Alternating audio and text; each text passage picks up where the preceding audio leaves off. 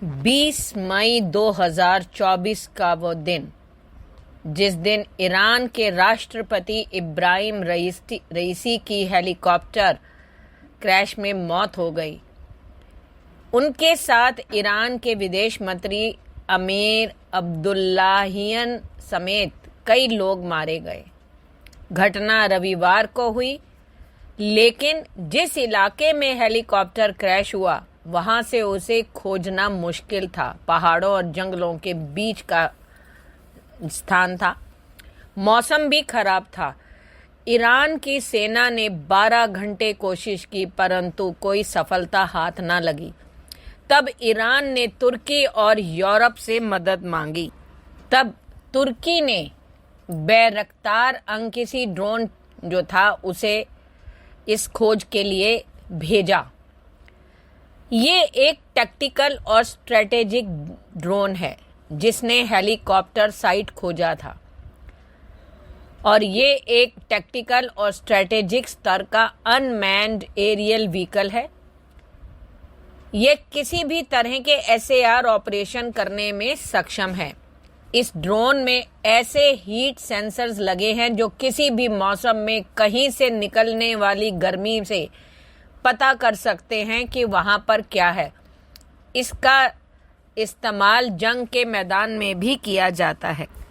इस ड्रोन की क्या खासियतें हैं? क्यों तुर्की के खतरनाक बैरक्तार TB2 ड्रोन ने दुनिया में मचाई थी खलबली? यूक्रेन में तुर्की के बैरक्तार TB2 ड्रोन ने भी दिखाया था कमाल, और तभी से ड्रोन खरीदने की मच गई थी होड़। तुर्की के ड्रोन का दीवाना भी बना अफ्रीका। क्यों?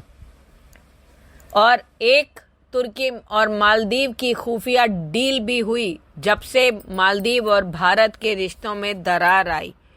क्या है इसकी खासियतें? आज हम इस वीडियो में इसी के बारे में बात करेंगे। वीडियो को अंत तक देखना।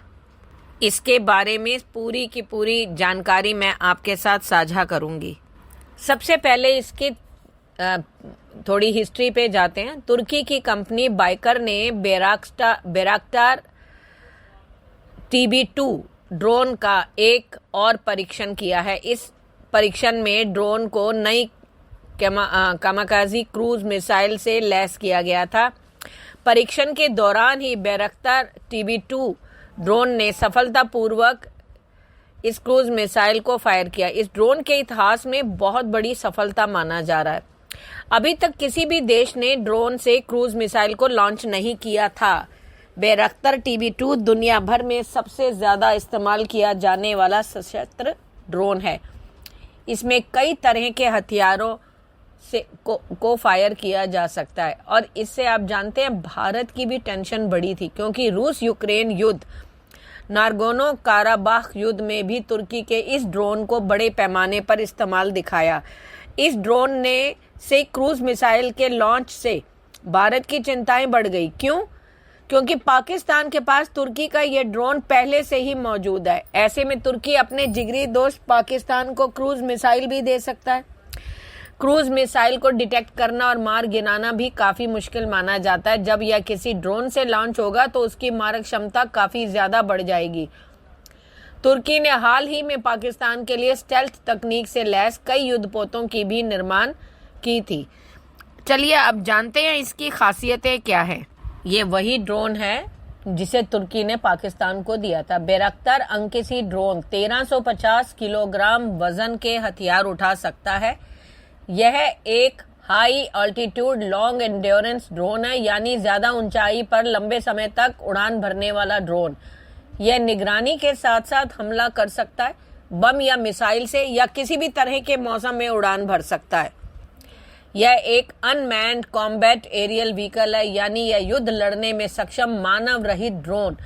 बैरक्तार अंकिसी को तुर्की की बाइकर कंपनी ने बनाया है। इसकी पहली उड़ान 6 दिसंबर 2019 में हुई थी। तब से लेकर अब तक इसके 23 से ज्यादा ड्रोन्स बनाए जा चुके हैं। इस ड्रोन के पास 5.5 टन से ज्यादा का टेक ऑफ वेट है। यह 2 टर्बोपॉप इंजन से लैस है जो इसे 750 HP तक की ताकत देते हैं। बेरफ्तार अंकिसी में electronic support and counter measure systems से ये लैस है। Dual satellite communication, air to air radar, collision avionics radar और national advance synthetic aperture radar से लैस है। इस ड्रोन के अंदर 400 किलोग्राम और बाहर 950 किलोग्राम वजन के हथियार लगा सकते हैं। इसकी सबसे बड़ी खासियत यह है कि दुनिया का पहला ड्रोन है जो हवा से ही क्रूज मिसाइल लॉन्च कर सकता है। साल 2021 में बेरफ्तार अंकिसी ने अपना पहले फायरिंग टेस्ट किए थे। इनमें 3 तरह के हथियार लगाए जा सकते हैं: MAM-L, MAM-C, MAM-T बम। बेरफ्तार अंकिसी अधिकतर 25 घंटे 45 मिनट तक उड़ान भर सकता है। अधिकतम रेंज 7,500 किलोमीटर है। अधिक से अधिक 38,000 फीट की ऊंचाई पर उड़ सकता है। इसका विंग स्पैन जो है वो 66 फीट है। यह अधिकतम 463 किलोमीटर प्रति घंटे की गति से उड़ सकता है। इसकी जो बेरफ्तार TB2 ड्रोन जो है उसकी अनुमानित कीमत जो है $2 मिलियन है। इसका निर्माण भी इसी कंपनी ने किया। यह कंपनी तुर्की के राष्ट्रपति रेसेप तैयप एर्दोगान के दामाद सेल्कुक बैरक्तार के परिवार से संबंधित है।